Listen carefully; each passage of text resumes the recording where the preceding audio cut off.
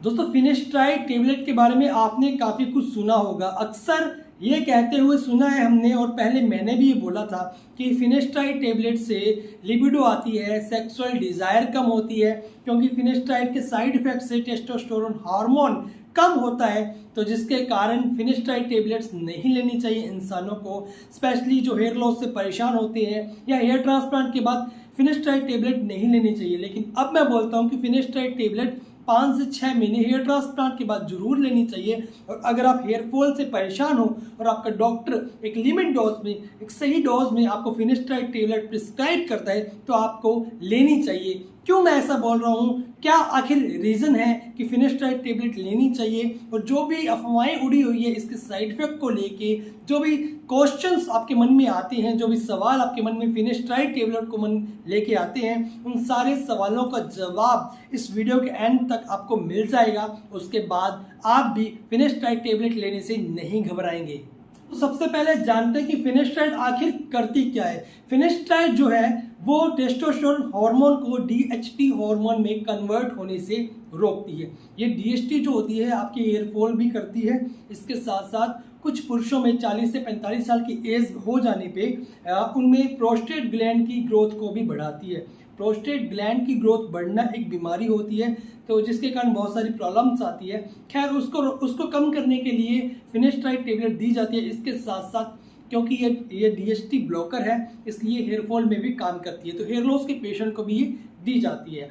अब बहुत सारे पेशेंट्स के मन में, या फिर पहले जब बहुत ज़्यादा रिसर्च इस पर नहीं हुई थी फिनेस्ट्राइड पे, तब ये कहा जाता था क्योंकि ये डीएचटी ब्लॉकर है तो कहीं ना कहीं ये टेस्टोस्टेरोन को भी कम करती होगी, जिसके कारण आप में लिबिडो आ सकती है, सेक्सुअल डिज़ायर में कमी आ सकती है। क्योंकि टेस्टोस्टेरोन एक सेक्स हार्मोन है जिसके कारण इंसान में सेक्स डिज़ायर पैदा होती है। जो भी इंसान की जो लक्षण होते हैं, दाढ़ी मूंछों का आना, आवाज़ का भारी होना, जो लक्षण हमें फीमेल से अलग बनाता है, वो टेस्टोस्टेरोन हार्मोन की वजह से होता है। तो ये मिसकंसेप्शन था कि डीएचटी को ब्लॉक करने के साथ साथ ये टेस्टोस्टेरोन को भी कम करती है।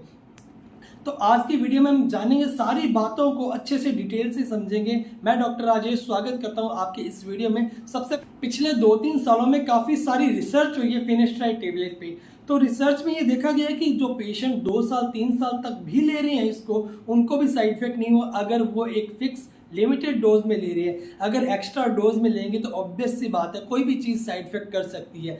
एक्चुअली दोस्तों फिनेस्ट्राइड के बारे में देखा गया, रिसर्च में पाया गया कि फिनेस्ट्राइड जो है टेस्टोस्टेरोन को डायरेक्ट कम नहीं कर दिए। टेस्टोस्टेरोन जिस वजह से डीएचटी में कन्वर्ट होता है वो 5 अल्फा रिडक्टेडेज एक एंजाइम होता है। तो जो फिनेस्ट्राइड है वो इस एंजाइम को कम करता है, इस एंजाइम को खत्म करता है, जिसके कारण डीएचटी बनता नहीं है। तो ये रिसर्च भी सामने आई कि फिनेस्ट्राइड टेबलेट आपके टेस्टोस्टेरोन को कम नहीं करता बल्कि बढ़ा देता है। हैरान हो गए जान के, लेकिन ये बात बिल्कुल सच है।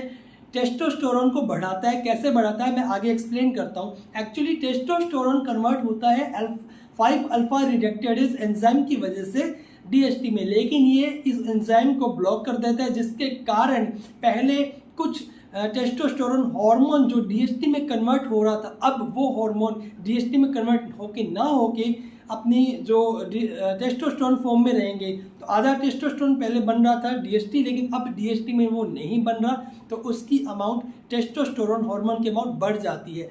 लेकिन इसकी ओवरडोज लेने के बाद, ओवरडोज काफ़ी ज़्यादा लंबे समय तक लेने के बाद, ये जो है टेस्टोस्टेरोन को भी कम करना शुरू कर देता है। तो इसी वजह से ये साइड इफेक्ट्स जो है पेशेंट्स में पैदा होते हैं। और ये भी देखा गया है कि साइड इफेक्ट परमानेंट नहीं है, ये साइड इफेक्ट सिर्फ रिवर्सिबल है।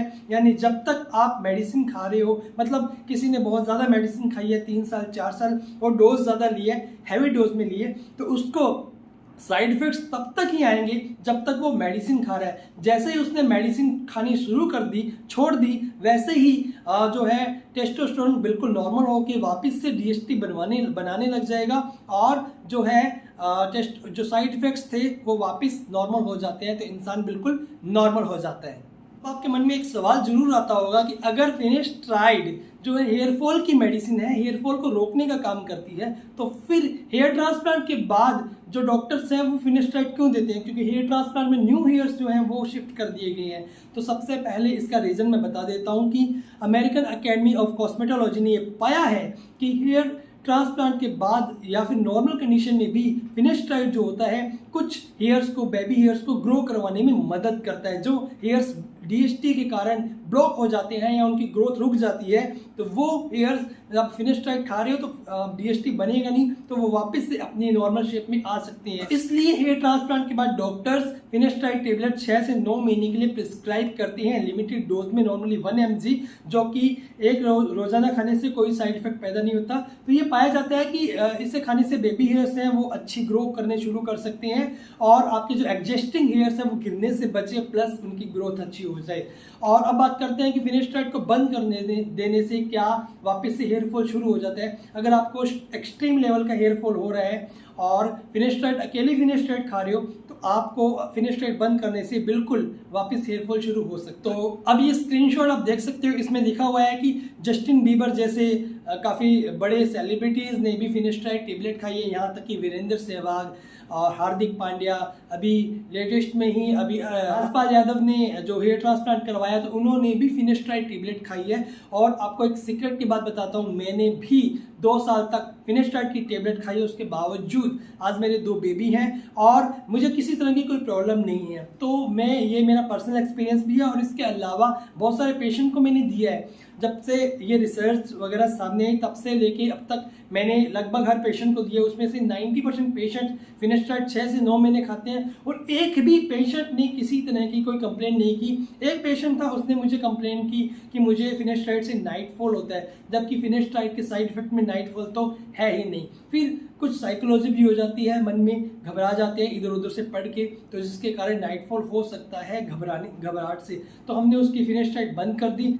तो दोस्तों ये थी शॉर्ट वीडियो फिनेस्ट्राइड के लिए, बहुत सारे लोगों के कमेंट्स आ रहे थे। इसके अलावा जो भी क्वेश्चंस आपके हैं वो हमें कमेंट कर सकते हो और इसके अलावा जो भी पूछना है वो कमेंट में आप पूछ सकते हो। मैं मैक्सिमम पेशेंट्स को रिप्लाई करने की कोशिश करता हूँ। आप डायरेक्ट हमसे विजिट कर सकते हो और बहुत जल्द आप सबके लिए एक सरप्राइज़ है, और वो सरप्राइज़ क्या है वो मैं आने वाले टाइम में बताऊंगा, 1-2 महीने के अंदर आपको बता दूंगा। उस सरप्राइज़ के बाद आने के बाद वो ऐसी चीज़ है जो आपकी और हमारी दूरी को बिल्कुल ख़त्म कर देगा, हमारी कनेक्टिविटी बॉन्ड को इंक्रीज कर देगा। इसके अलावा आपका और मेरा मिलना बहुत ईजी हो जाएगा, मतलब आप मेरे से डायरेक्ट जो है बात कर सकते हो, मिल सकते हो, किस फॉर्म में वो आपको बहुत जल्द पता चल जाएगा। वीडियो अच्छी लगे तो लाइक जरूर करें, शेयर जरूर करें अपने दोस्तों के साथ, और जो फिनेस्ट्राइड के बारे में घबराते हैं उन्हें वीडियो जरूर दिखाएं। मैं डॉक्टर राजेश लेता हूँ विदा, मिलूंगा नई वीडियो में नए टॉपिक पे। Till then keep loving, keep watching, love you all. Subscribe के बटन को जरूर दबा के जाना। Bye bye.